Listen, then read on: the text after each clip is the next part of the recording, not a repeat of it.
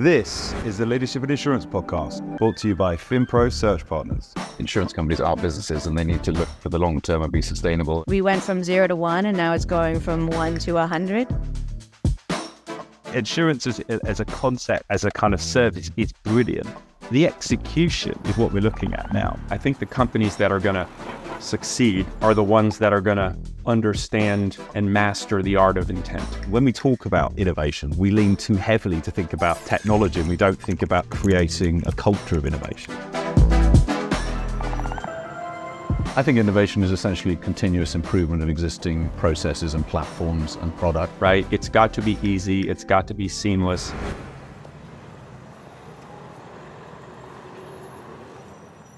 Good afternoon and welcome to the Emerging Tech series of the Leadership in Insurance podcast. I'm your host, Gavin Savage, and on this podcast we speak to technology founders, executives and leaders from the world of insurtech. And today I am very lucky to be joined by Tom Beale, the CTO of Converge. Welcome, Tom. How are you doing?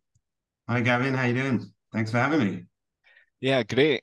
Very good. First podcast back since returning from a 2-week holiday in Spain, so I'm hoping I'm not too rusty. But you were away somewhere recently too, weren't you? Well, I was in New York last week for some work. So that's the recent trip. But I took some time off before that. My dad came over from the UK to see me in the US. So that was nice. Didn't go anywhere. Staycation with my dad. Well, when you live in San Francisco, I don't suppose you need to go many places. No. We've got everything here, so very lucky. Yeah. Fantastic. Well, Tom, as I always like to start these podcasts, I think it's just always a nice place. A brief introduction from yourself would be great. Just a little bit about your background, your journey into tech as a whole, taking us way back, and also how you ended up working in the world of insurtech. Yeah, absolutely. So I was very fortunate to start my career in penetration testing, kind of early days as that service offering was starting up. Really cut my teeth on the security side of things, assessing companies' implementation of technology and testing that. It was a great way to see how things are done very well and how things are done not very well. And kind of went through the process, obviously, of building out experience in that part of my career.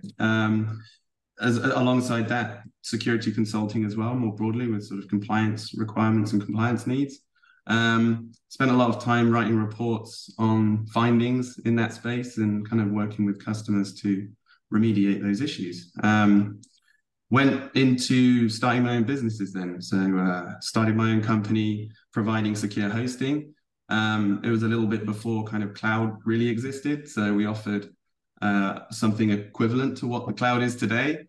Secure email, secure proxying, secure messaging, email filtering, that kind of thing. And then from there, went back into some of the information security and pen testing side of things for enterprise. Started another company where we were providing more digital data on the findings from things like a security audit, a pen test, to enterprise clients. During that process of my journey, we were approached by some insurers, and they were very interested to understand, the risk of an insured as part of an insurance transaction. So we actually pivoted that business into a more insurance analytics focused offering, built out a SaaS analytics platform where we provided individual risk selection functionality as well as building out some loss models. Left that business to join a larger software company here in the Bay Area, worked there on the analytics team, and was involved with data collection analytics for larger kind of underwriting and claims workflow software, which then led me to Converge. Joined Converge just under 2 years ago. Brought on to build out our engineering team and build out our digital platform. So it's been an interesting journey. Yeah, quite a journey, and just interesting. You started off in pen testing. The thing that I cut my teeth on way back when I started recruitment was pen testers in the UK, because they were awfully difficult to find. very tough market. I'm sure you'll be able to echo that sentiment. But yeah, an interesting problem space that unveils, as you say, a lot. You learn a lot from it. And then the whole journey through the world of SaaS, and I don't think you mentioned, but Guidewire, on from Guidewire to Converge, it's been quite a journey. And look, for those that I know we had on the original series, Thomas Kang from the CEO of Converge on, but for those that maybe haven't heard that yet and are tuning into the tech series, would you mind just explaining a bit more about Converge and what the business does? Please. Yeah, absolutely. Yeah, we're a insurtech MGA. We are a very interesting blend of engineering and insurance professionals. We started the company with, the goal to fuse those two pieces together and really offer some interesting coverage options and different types of products to our customers.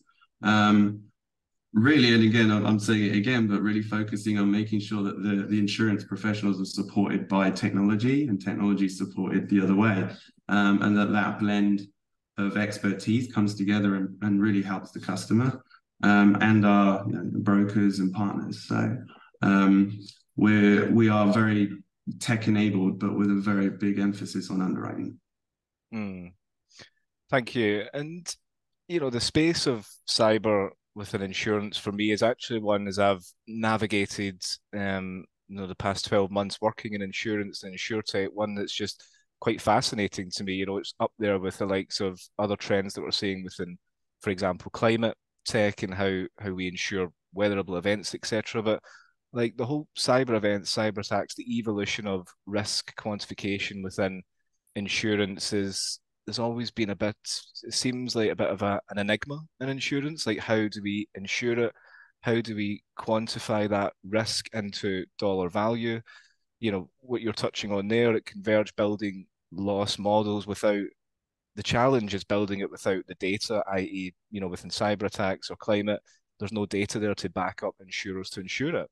Like, I'd love to hear a little bit more from you about how you tackled this issue and what methods you used in building these loss models without that data. Yeah, I mean, I can sort of answer that from two perspectives. There's my previous life in the more analytics focused realm. We had similar challenges there where we're offering loss models more broadly, not for necessarily our own use case like we are now as an MGA, but to our customers. I mean, challenges there with cyber are, there's two different areas within the kind of modeling space. There's the frequency severity pieces. And, from experience, like frequency is actually not too bad. There's plenty of good cyber data. It's fairly well kind of curated and it's available at scale to help understand that frequency piece. The severity piece is the problem. And, the really kind of the challenges there are around kind of losses and time frame of losses. And in the analytics world, definitely we spent time looking at kind of slightly less obvious systems for that data set.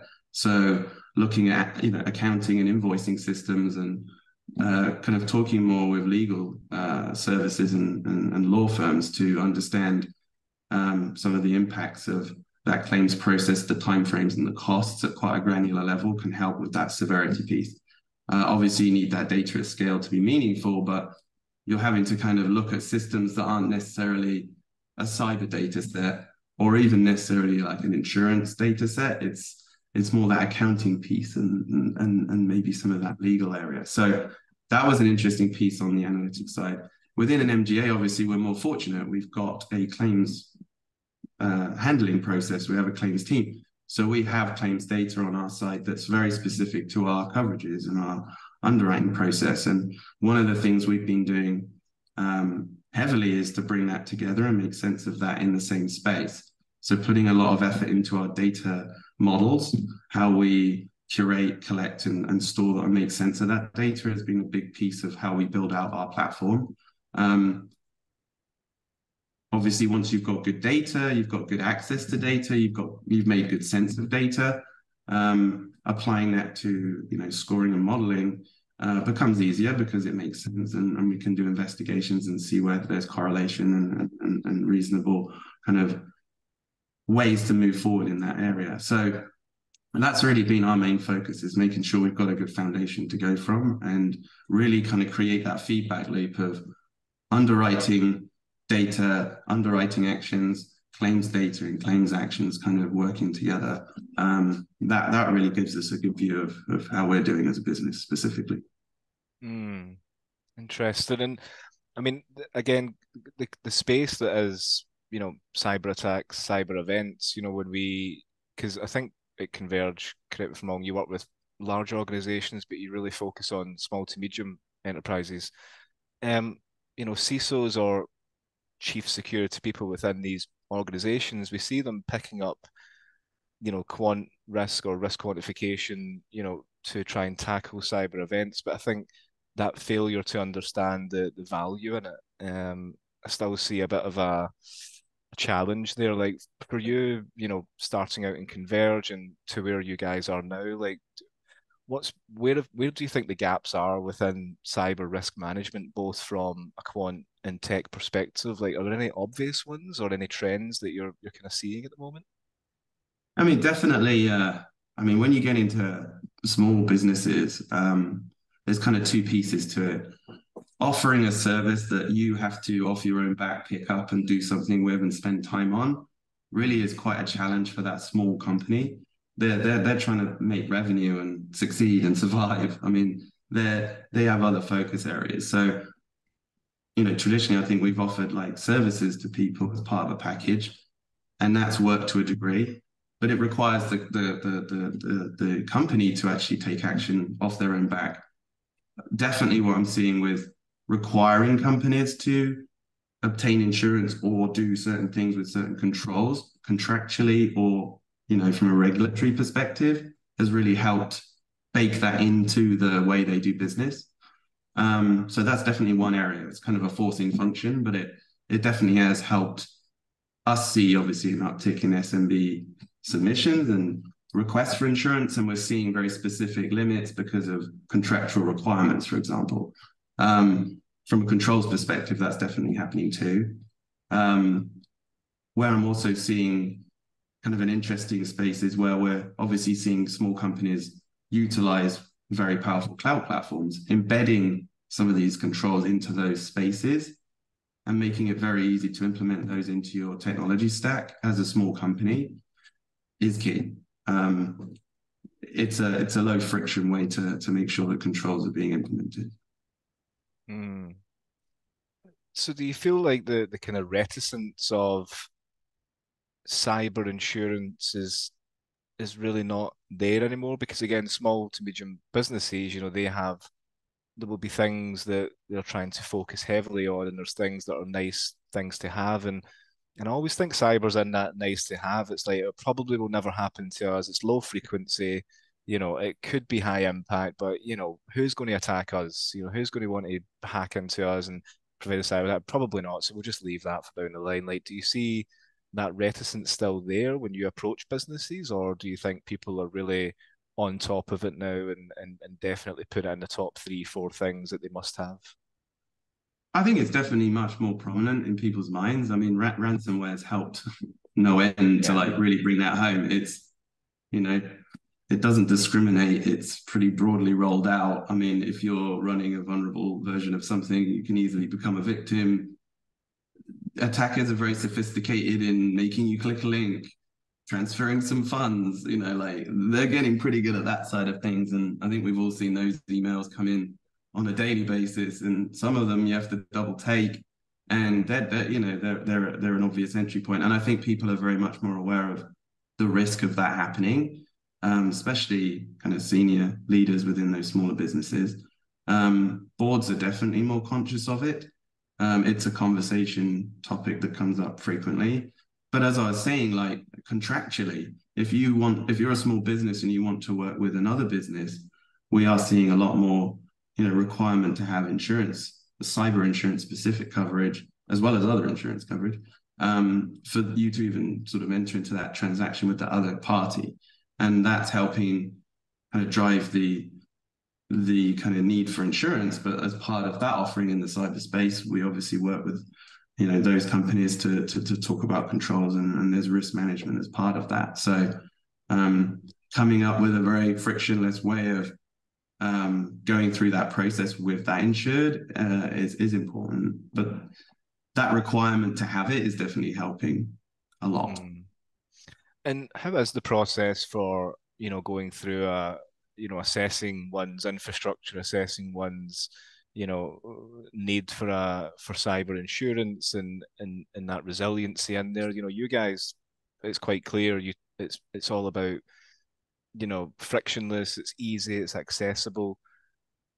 For you guys, where is the kind of differentiator in what you're providing? It's a very competitive market now. We're seeing more and more and more of these types of companies trying to solve this problem and bring a more easy route to market to be insured from a cyber perspective. Like, what is it that stands you guys out? Is it the tech stack? Is it really the technology behind it that's really powering this to be so efficient?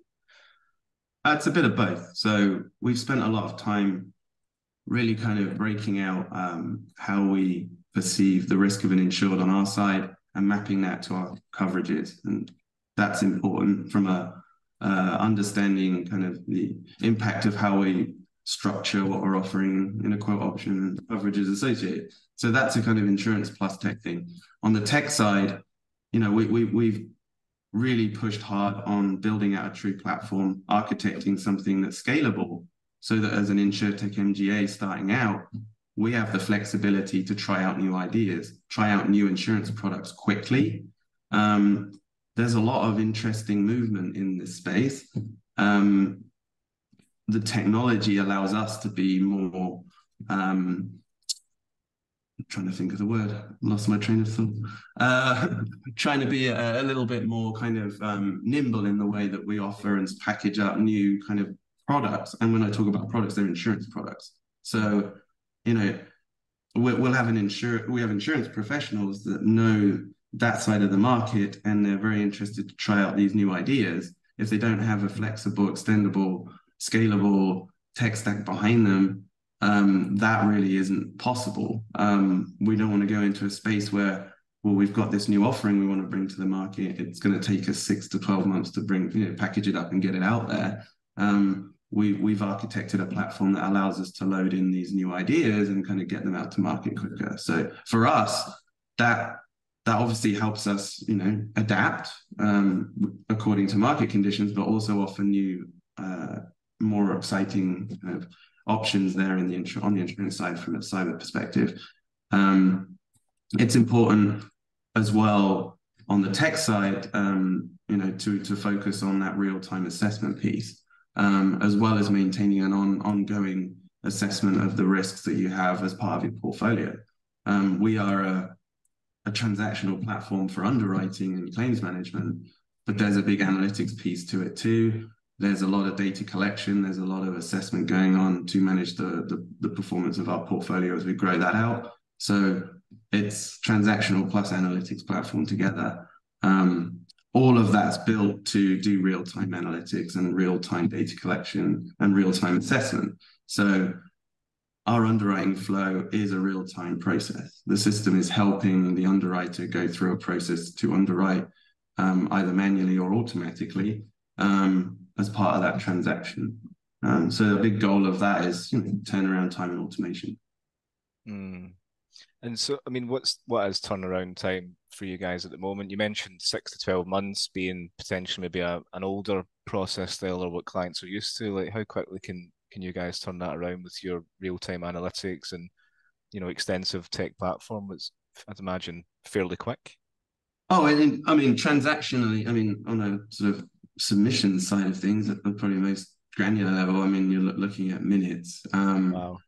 That's important because we want throughput, and it's a volume. In SMB, it's a volume thing. So turnaround time is really important. There's a lot of automation in there that obviously really helps with the volume approach too. When you get into more complex, larger account underwriting processes, that still applies, but we're there to kind of help the underwriter collect the data that they need more manually in space, but it's the same kind of transaction flow at that point. So turnaround time at that level is really key. Like, we want to receive a submission, we want to do an assessment, we want to do our collection, we want to get some pricing options, and we want to get a quote back. that's key to scale in that SMB space. In terms of turnaround time for product development and offering new insurance products to market, I mean, we've spent a lot of time in our platform coding out a no-code approach for us to deploy configurations for products. So obviously our goal as an MGA is to onboard more capacity providers quickly and brokers quickly. So they're our lifeblood. So we really want to be able to offer the configuration options and the kind of parameters of those relationships quickly. So we're looking at sort of being able to spin up some of those different options within weeks or at most months, not 6 to 12 months. So it's a important way that we grow as an MGA is to be able to do that. Yeah.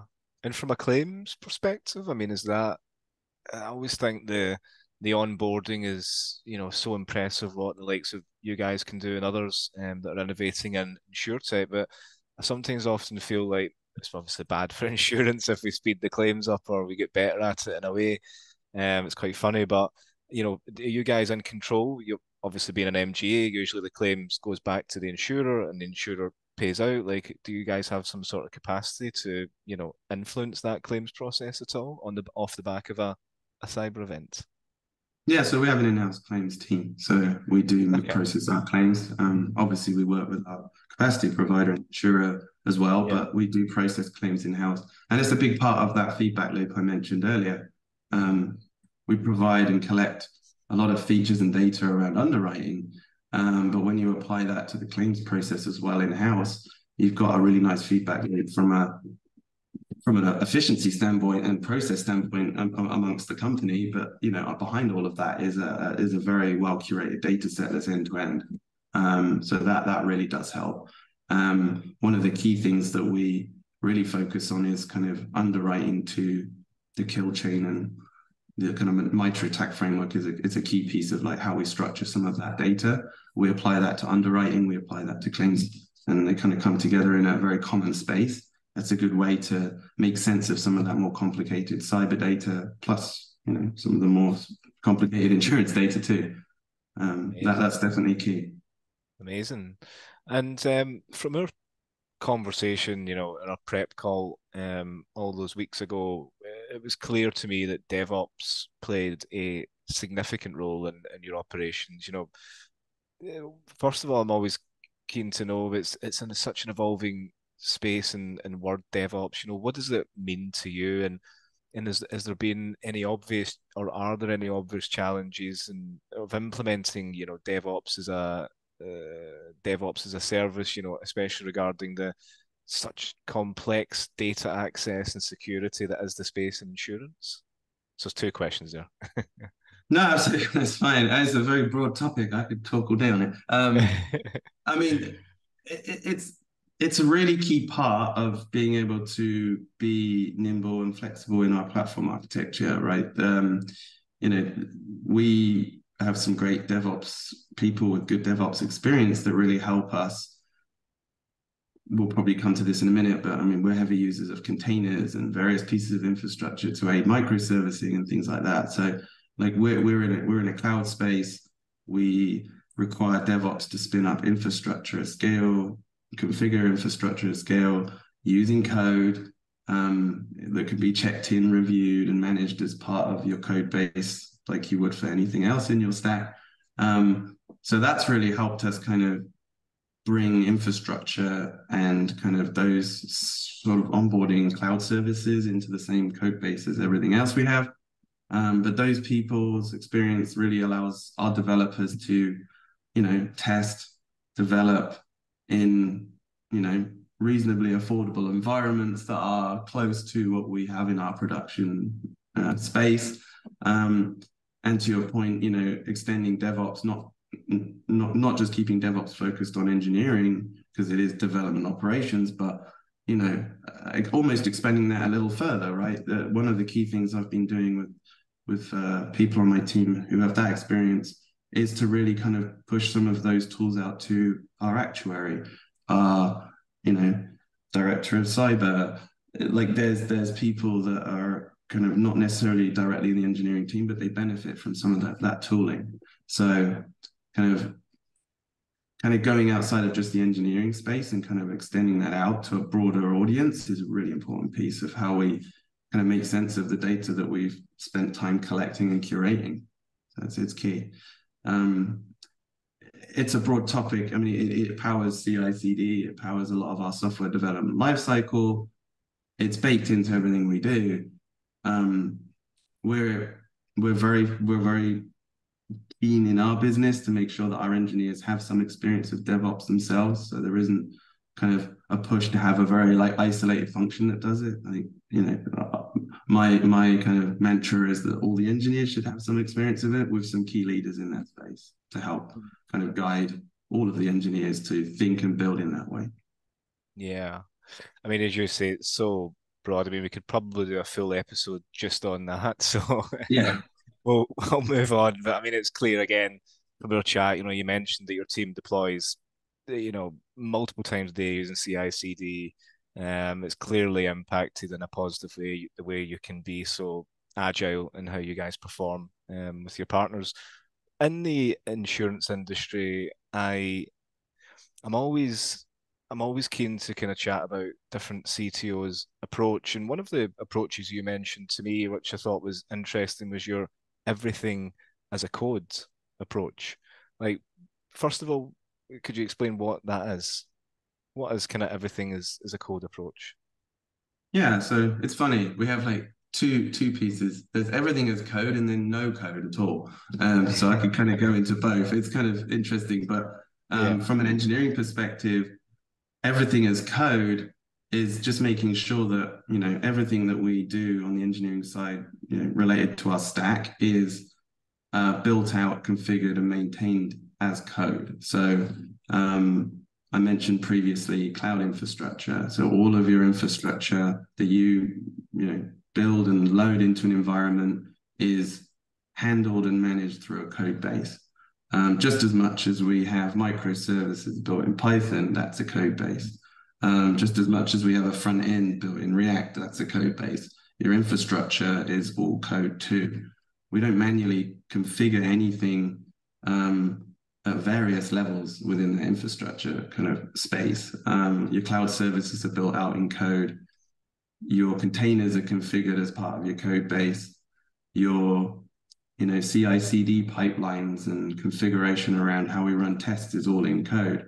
Getting at all of that, plus your traditional kind of Python front end, back end code together, allows us to really kind of double down on the kind of software development lifecycle, code review process, change management challenges that a lot of companies face, because it's all part of the same kind of review process in terms of that code review side of things. So it's really important because it's also quicker, right? Once the code's checked in, it's deployed. When we make an infrastructure change, you change a line of code in your code, you deploy it after a review, it gets automatically rolled out, that change takes effect in the infrastructure and it's live. So it's a lot less friction, there's a lot less steps involved, and it's very transparent across the team.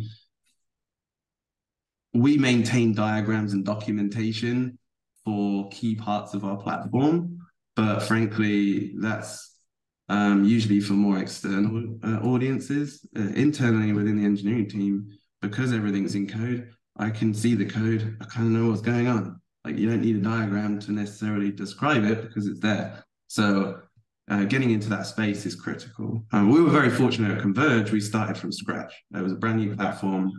We could architect it, implement these different processes from scratch. That's a very fortunate position, but we took all of our experience that we've built up to date and applied that as a brand new platform. That's definitely been a big benefit. In the no-code space, I mean, that's everything in code, really important on the engineering side. On the no-code side, write your code, but then, rely on that code to not have to be used externally by other parts of the business. They don't want any code. And for certain changes in sort of configuration of our insurance products, for example, and changes to those, we've gone we've spent a lot of time making sure that that's a no-code process, i.e. a user can make that change within the business that isn't necessarily involved in the engineering team and doesn't necessarily even have to come to the engineering team to make that change. That's a constant process that we're working on, but that allows engineering to focus on building out new features and not necessarily having to support business all the time. So in that space, you want no code. So it's kind of an interesting everything in code, no code difference. Yeah. And how big is your team at the moment, engineering wise? Like, how many of you are at Converge? So we are seven now, seven Seven. close. Yeah. And with that low code approach, because we all know engineering is super expensive, particularly where you're located in the Bay Area if you're looking for engineers there. And that's the beautiful thing about low code or no code. If it's done right, the engineering team can stay lean. Like for you, I think we spoke about it briefly in our first call off camera, but how important is it for you at the stage, or is there a preference as you evolve in an insurtech? Do you think, i.e., bringing someone in from engineering, would you rather they came in with one or the other or both in terms of, I would love to have an engineer that comes in to our insurtech with insurance experience or insurtech experience, has that domain knowledge, or would you rather have them on the more technical side of, working with some of the bleeding edge stuff that you've mentioned there, everything is a code, no code. I think again you're using something really interesting in terms of graph data models instead of relational databases. Like, is it more important for you to have people from a really strong technical background, or do you feel like that insurance domain is really critical within tech and engineering?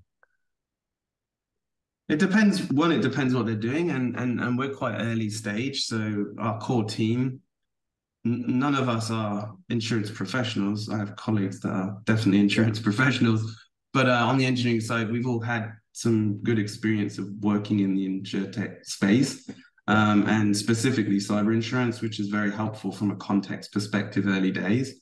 I have a great core team that really have now got good experience in that space, but I definitely don't go out to market and look for candidates that's a requirement. Yeah. If it's there, great. But it does depend what you're hiring for. Definitely on the front end side, where we've got users that are insurance professionals, some experience there is definitely probably more important than if you're a back end engineer working on data collection, for example, or APIs, maybe not so important.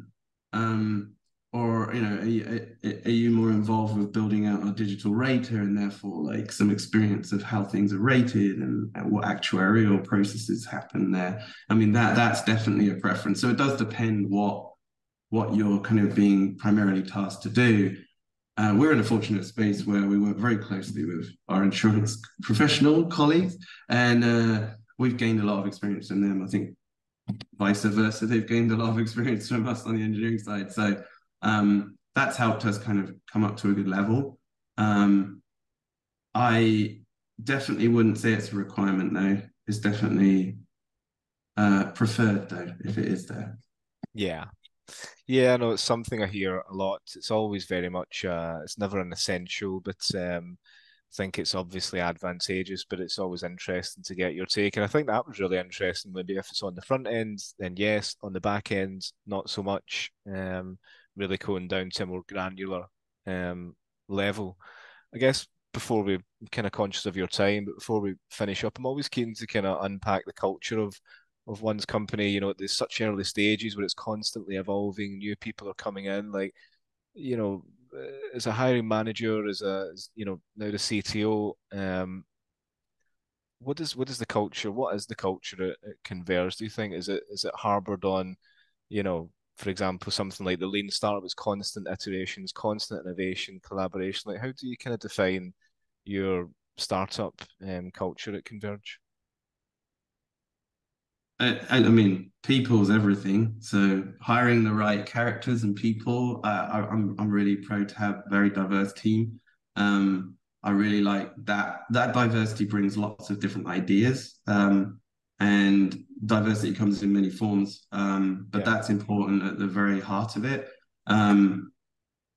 A non-technical, non-people related answer is, really going back to the architecture of what we've built from the very beginning.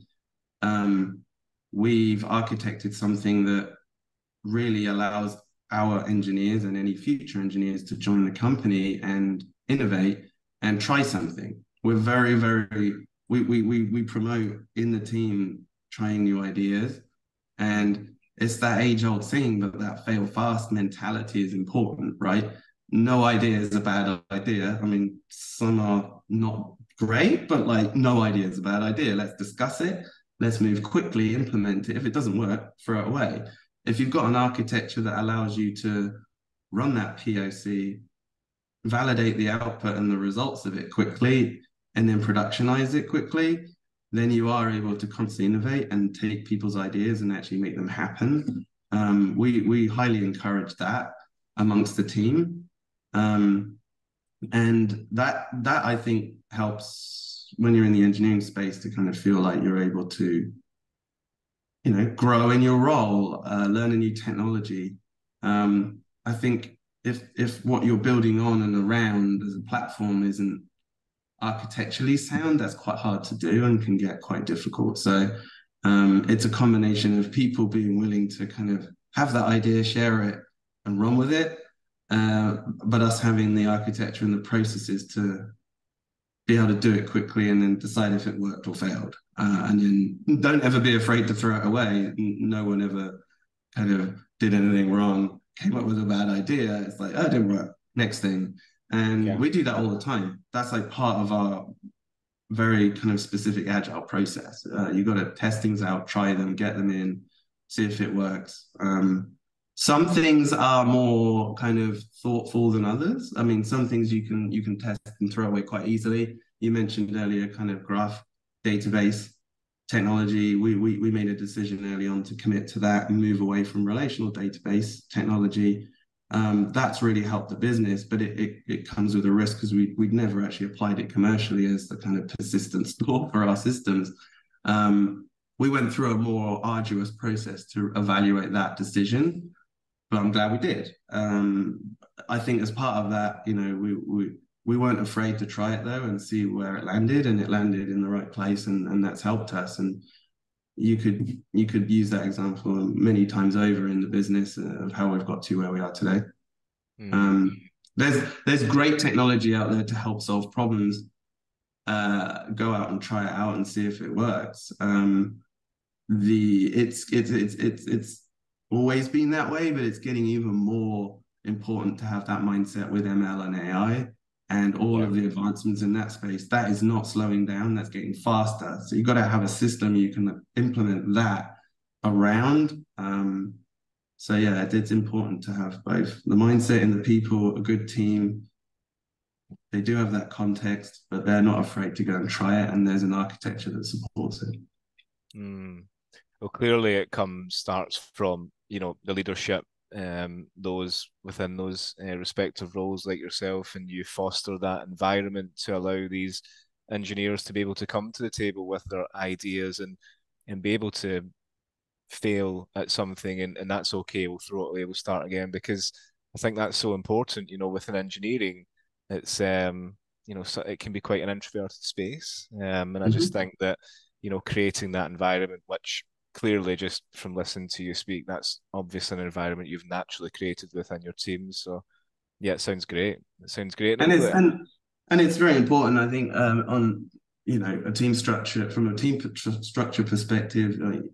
You got to make sure that as your engineers increase their experience, those leaders can impart knowledge to new joiners, and there's a flow there. So that's very important too. Yeah, absolutely. And as I say, it's just nice to hear the way you speak about it so organically. And as a closing point, I think you've kind of answered it, to be honest. You talk about a lot about building from scratch, and it was really down to getting the architecture, really correct. But do you have any lessons that you've learned on this journey, scaling Converge and building something from scratch, from a build perspective, that you think because there's lots of founders out there, there's lots of founding engineers, that evolve into CTOs. They wonder what it takes to get it right on from a plain canvas. Like, do you have any kind of top tips at all that you're happy to share or divulge? Yeah, absolutely. I mean, there's slightly more interesting ones, and then there's the kind of age-old sort of slightly more boring ones. I mean, the more interesting ones definitely. I mean, I don't mean to harp on about architecture, but watch tech debt, right? Like if you can start out with a reasonable design and a good architecture to build from, always ask questions about what debt you're accruing in the tech side. Engineering teams get swamped by tech debt very quickly. And we often go like, is that thing going to introduce more debt later? I mean, there's always the option to hack it and get it out and release it, and it's there and it can be used, but is it going to introduce more problems in 6 months? That the team's going to have to use precious time to figure out and pay back that debt. So like, watch tech debt, really kind of think about your architecture, think about where you want to be. We don't even know where we want to be in 12 months sometimes, but like, is this something that's flexible enough to accommodate those kind of pivots, changes as you go? Startups pivot all the time, change direction. That architecture has to support that. So watch tech debt. The other piece that's not as interesting, but it's always helped, use the tools around planning and estimation to your advantage. I mean, there's plenty of good tools out there. We're a Jira shop, but there's other tools available. We're very diligent at making sure during sprint planning and, our processes that we're capturing story point estimates. What are we estimating? What are we actually doing? What did we commit to? What did we deliver? Like those things are the key way for you to know what you can estimate you're doing going forward. So we've been doing it now just over a year. We have enough data now to be able to confidently estimate something going forwards, because we're going to know what our load is. We know what we can deliver in a certain time frame. The system allows us to do certain things in certain ways in a certain turnaround time. So using those tools to help with estimation is really key. I think in my position, I've got to give estimates on when something will be done to the business, the board, other stakeholders, and that's important that we meet those deadlines. But as an engineering team around me and supporting me and the business, like, you don't want to frustrate your team with bad estimates and delays and all of that stuff too. So, really kind of getting those processes and that data and those metrics together is key. It's an easy one to kind of put to the side as you're under pressure to build and you want to get into code, write some code, deploy some code, get a feature out. But like those things really do help. I think inspire confidence in your own team and from an engineering perspective, but also business and stakeholders. So definitely focus on that. That's the boring one, but has saved me and is useful. Yeah. No, I think it's a great way to finish the podcast. Some golden nuggets of insight there and advice, that I'm sure will be great takeaways for those that listen. Tom, thank you very much for your time. I know you're a busy man, for coming on the podcast. It's been great to have you.